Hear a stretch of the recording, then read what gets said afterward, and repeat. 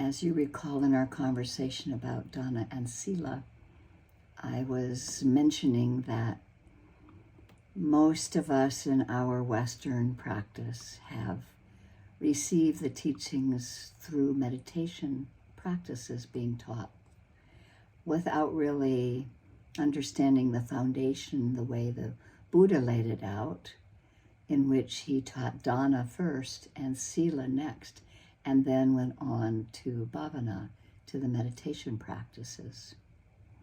And,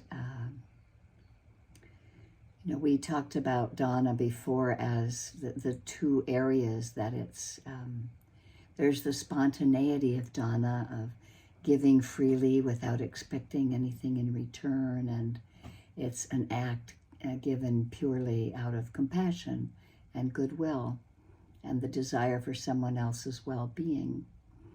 And there's also the actual practice of generosity, the spontaneous, expressive, open heart. And then there's the second way of understanding generosity as the practice itself, that we can begin even if we don't automatically feel that it's flowing out of us, that it helps connect us with others and with ourselves, and it creates a relationship between the giver and the receiver, and acts of generosity help us to learn more about the nature of our relationships. And it can also sometimes help us see places where we're closed or we're holding back and where we might feel fear. And we can sometimes learn what keeps us from being generous. And the understanding that Dhamma is a mindfulness practice. Mindful awareness brings the act of Dhamma out of the realm of the unconscious habit and into the realm of wise attention. And so Dhamma is a practice. We can also become mindful when we feel suffering of attachment and the painful part of letting go. As one teacher put it, practicing Dhamma is letting go of greed. And then the aspect of Sila, living the ethical life, harmonious living, is where we learn about the precepts, that they're an integral part of the Buddha's path of practice. His path of practice, the Eightfold Path, that guides the practice of virtue along with the development of the mental discipline. So there's the practice of Dhamma and the practice of Sila as the virtue and the generosity, and it is balanced with the mental discipline, understanding the practices themselves. And so if you recall, the precepts are ways of refraining from taking a life, refraining from taking what isn't given freely, refraining from illicit sexual conduct, refraining from unskillful speech, and refraining from intoxicants that cause heedlessness and cloud the mind. And sometimes it's just suggested, and we've talked a little bit about this, that we start with a single precept, like the pledge to refrain from lying or taking something that isn't given, or speech. What's our speech like? And that's a good place to begin. So that foundation of Dhamma and Sila, one of the quotes that I read from the Dhammapada before was, not to commit wrongful deeds, but to practice good deeds, and to keep the heart pure. This is the teaching of the Buddha. And what does that mean, to keep the heart pure? It means to try to keep the mind uncluttered. It doesn't mean that we're saintly and pure. It means that we're reasonably aware, we're reasonably caring, we open to ourselves and to others, and notice when we are influenced and try not to be influenced by hatred and greed and delusion. And so we study these teachings and we put them into practice, and we notice that our lives change. Practicing Dhamma principles, these 3 pillars of the Dhamma, the Eightfold Path, and all the other teachings laid out by the Buddha are given for opening of the heart to compassion and kindness and wisdom. And so Bhavana itself refers to concentration, insight, and the practices of meditation that the Buddha taught. And most of us can probably relate to the flighty mind. As it says in the Dhammapada, it's alighting where it will. And how often do we get caught up in trains of associated thought before we even realize that we're thinking? That happens quite a bit. We're not aware that we're thinking, really. But it's important to remember that the mind can be trained, and the factor of concentration can be strengthened through skillful practice. The Pali word for meditation is bhavana, and it means cultivating or causing to be developed. One of the definitions in the New Concise Pali English Dictionary of Bhavana is increase, development by means of thought and meditation. Producing, dwelling on something, putting one's thoughts to. Application, developing by means of thought or meditation. Cultivation by mind culture. There's this tendency in the West to focus on mental aspects of the Dharma.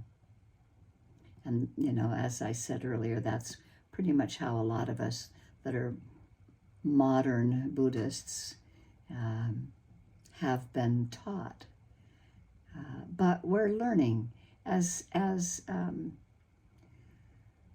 Charles de Capa at the Cambridge Meditation Center mentions in an Insight Journal.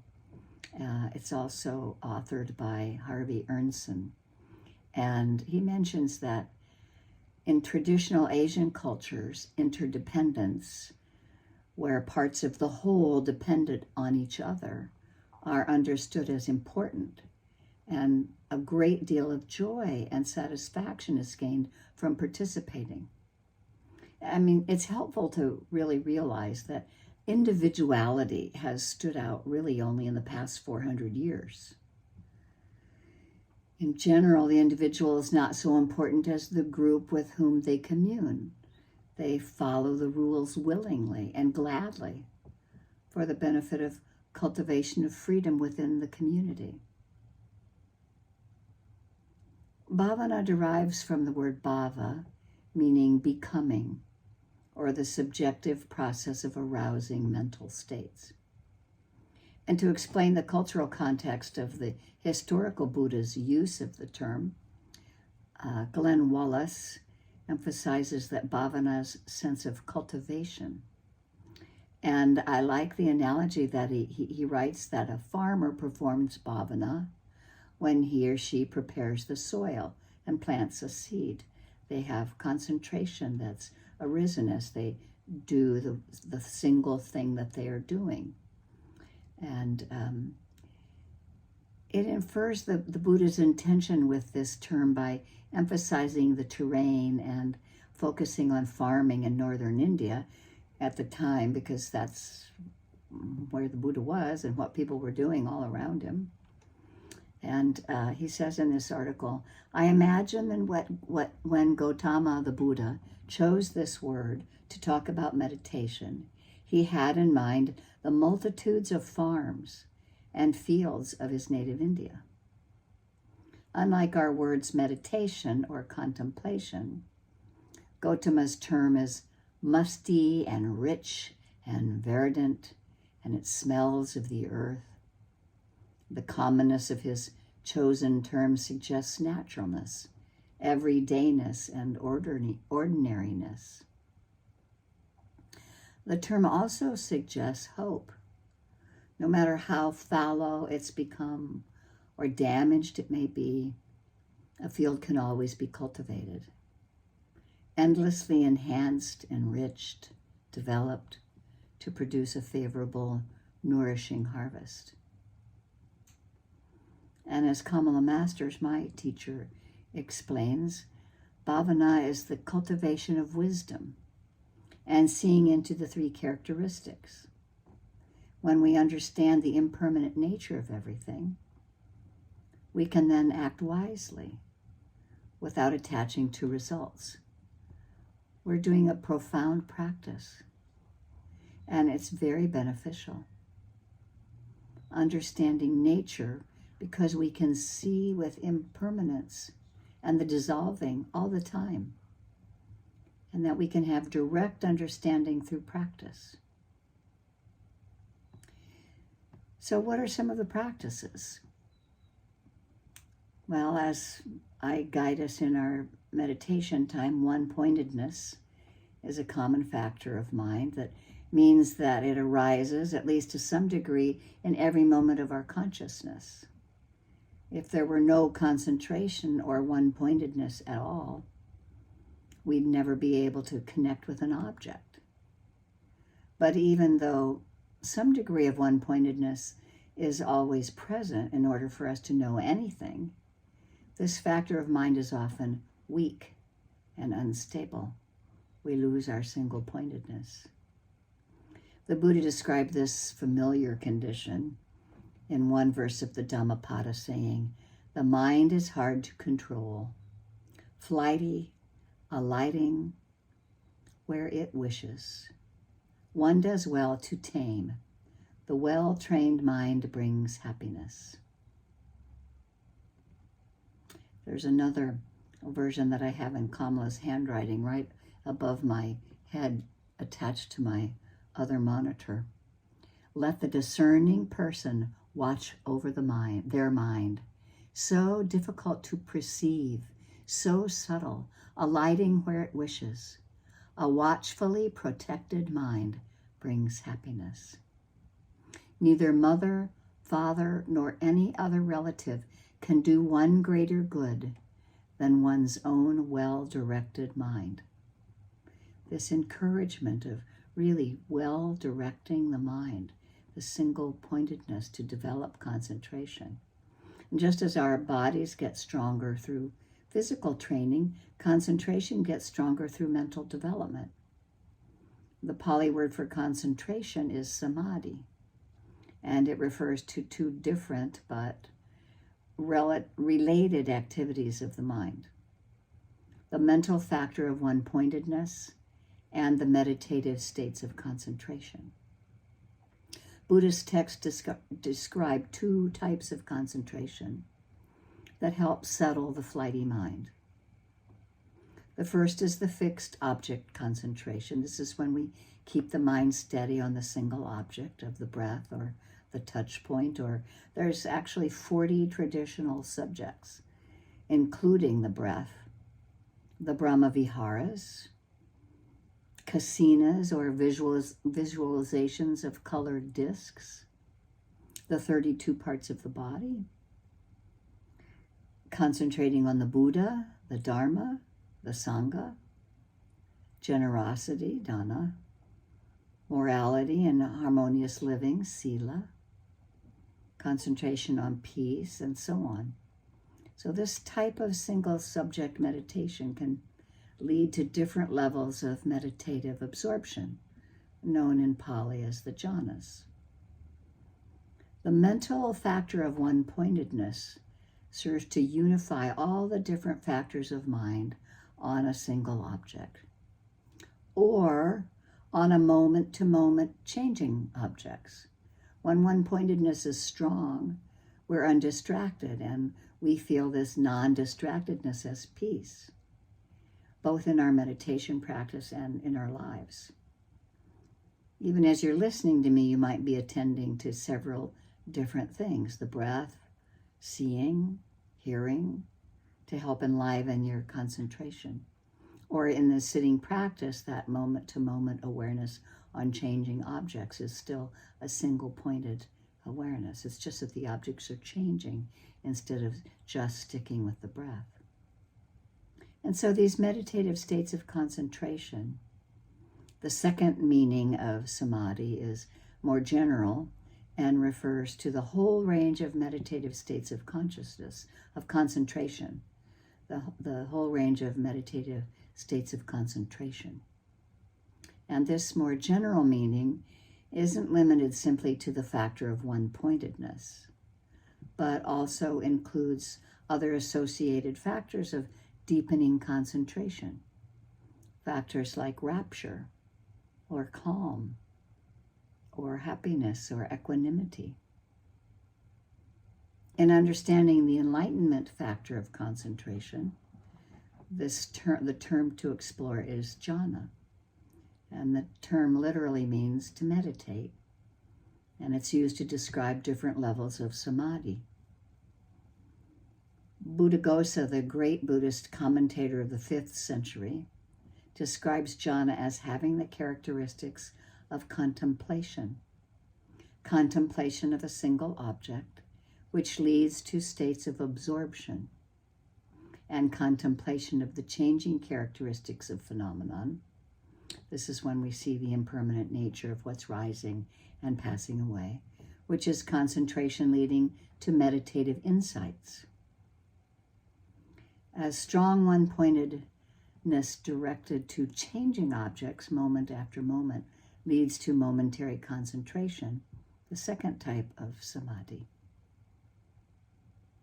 So when there's continuity of mindfulness, this momentary samadhi remains steady, and as it strengthens over time, we begin to feel a natural, easeful momentum in practice. This kind of one-pointedness doesn't lead to absorption, but it is the basis for different vipassana insights, which can lead to liberation. These stages of insight are sometimes called vipassana jhanas. So there's a little bit of difference there between samadhi and vipassana jhanas. So here's a few more definitions of bhavana, which is interesting to note because in the Pali Canon, bhavana is often found in a compound phrase that's indicating personal, intentional effort over time with respect to the development of that particular faculty. So for instance, in the Pali Canon and the post-canonical literature that I'm familiar with, you can find these following compounds. There's citta bhavana, and that's translated as development of mind. There's kaya bhavana, translated as development of body. We do metta bhavana, translated as cultivation or development of benevolence, the heavenly abodes. Panya bhavana is translated as development of wisdom or development of understanding.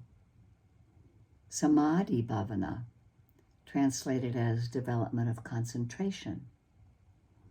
And this is what's been commonly taught in our white Western insight practice, the one that I and my teachers have trained in, that came from explorations in India and Sri Lanka and Burma in the late 70s and 80s, after following the teachings of monks and nuns and enlightened lay people that were teaching lay people at the time.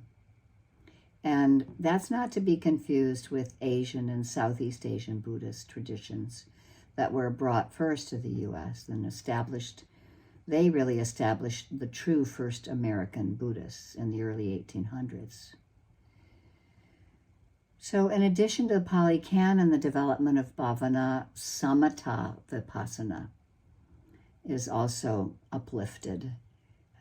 So that's how Theravadan teachers have made use of these compounds that you hear of samatha bhavana, meaning the development of tranquility, and vipassana bhavana, meaning the development of insight, the two that I've been talking about of tranquility and insight. So the word bhavana sometimes is translated into English mainly as meditation. So metta bhavana might be translated as the meditation on loving kindness. And as householders and lay people, we can regularly engage in the reflections of several practices. We might like learning the practice of the Brahma Viharas, the heavenly abodes, or the four divine emotions, worth having, as Ayakema says. Loving kindness, compassion, sympathetic joy, and equanimity. Another example, as I thought of a few weeks ago, the 5 faculties that we've talked about. The 5 faculties are strengths. We can pay attention to faith or confidence in the practice, energy or persistent effort, mindfulness, concentration, wisdom, or discernment, that are skills that we already have to some degree just in our daily life. So developing them regularly and cultivating them as a part of our meditation practice can help us develop our meditation practice and also manage our life experience to benefit ourselves and others. And this can be very freeing and liberating to the heart and to the mind. Also understanding the 10 paramis, daily practices to incline the mind toward more skillful activities. It's interesting to notice in the paramis, in our tradition there's 10, in the Tibetan tradition I think there's 6, but dana and sila are the first 2. So Steve Armstrong wrote these with a little definition after it of letting go.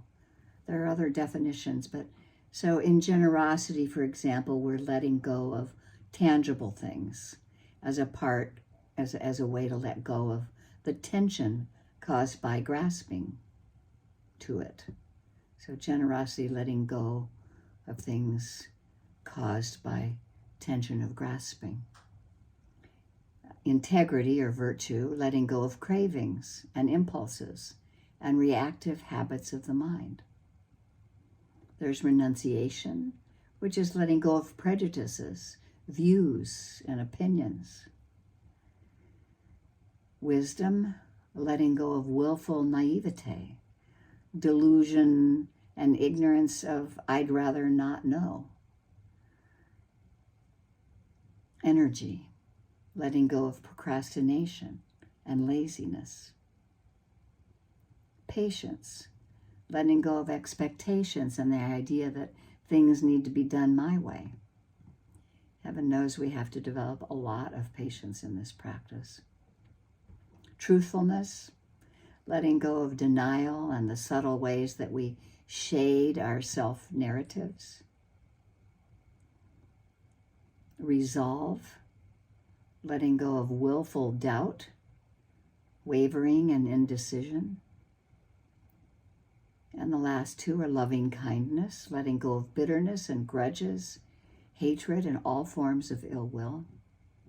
And equanimity, letting go of fear, preference, and the need to dramatize ordinary experience.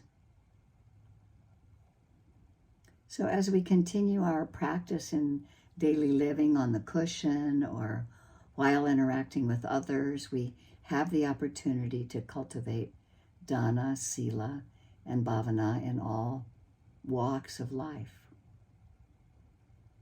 And you can see a lot of the Vipassana meditation that's been taught is based on the development of tranquility and the development of insight into the impermanent nature of conditions that are arising.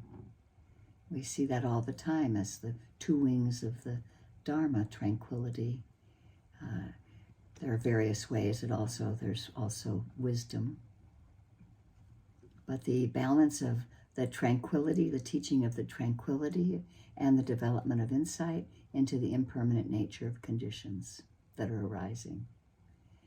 And so in the formal practice of sitting on our cushion or walking or whatever is comfortable for us, sometimes it's helpful to actually challenge the idea that there's something to do. There's so much implicit and explicit messaging in our society that we should always be doing something, always be positive and productive. But sometimes it's okay to just be where we are. And we don't always need to be doing something. So meditation is a good aid for this. It helps us slow down and drop into an acceptance of what is really present, which also paves the way for greater patience, resilience, and the ability to not get sucked into a vortex of thought forms. Sometimes this is enough, and it feels good and wise just to do nothing, to just be present with what's here. And other times it's clear we may be avoiding something by falling inward or being a little spaced out. And so we can use some of the samadhi bhavana practices like the 10 paramis or the 5 strengths, and when we use confidence or faith or effort or energy, mindfulness or concentration and wisdom, to see clearly what's happening in a neutral way, inclining the mind towards the skillful. We're taught to watch the simple object of the breath, or a touch point, or the pressure of the earth against our feet as we walk. This helps develop concentration and can help us relax the body and calm the mind in order to more fully investigate what it is that causes our discontent and dis-ease, and allows us an opportunity to step into the stream, to see for ourselves the freedom in letting go, relaxing and being still. We belong to this great lineage of human experience with all those who have ever known liberation. The yearning is a returning to a remembrance of the inseparability of our original togetherness. And this yearning arises because we remember that we are that. We can enter liberation not because we've never been there, but because we remember, and therefore we want to return. Be still and allow, stillness will arise. We have questions that we get entangled with. The answer is to live, to slip into the stream and allow the flow.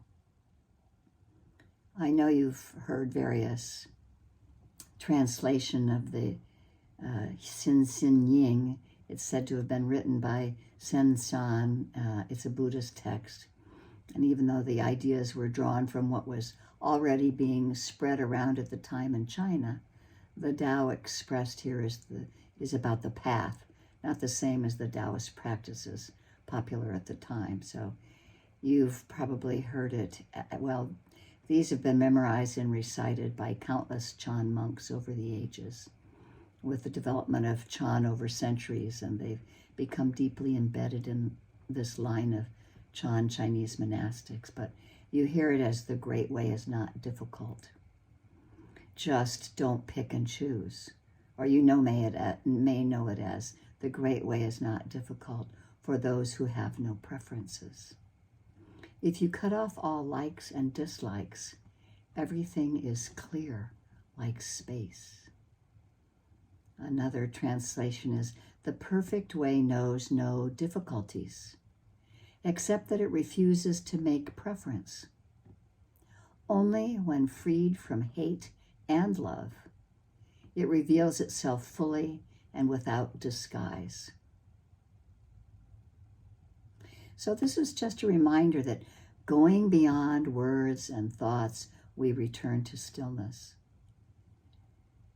One clear moment of waking up, seeing directly, shines on the freedom of letting go that's before us. Watching our attachments drop away naturally. We're putting our foot in the stream. We're taught to watch the simple object of the breath, the touch point, the pressure of the earth on our feet, investigate what causes our discontentment, our dis-ease, and step into the stream for ourselves, the freedom in letting go, relaxing and being still. Stepping into that stream of knowing no difficulties. When we don't make preferences, we're not attached to our views and opinions. Being free from both love and hate, that sense of equanimity. So let's just take a few moments and let some of those words settle down. And I really appreciate your listening to this conversation on the Dhamma of Dana, Sila, and Bhavana.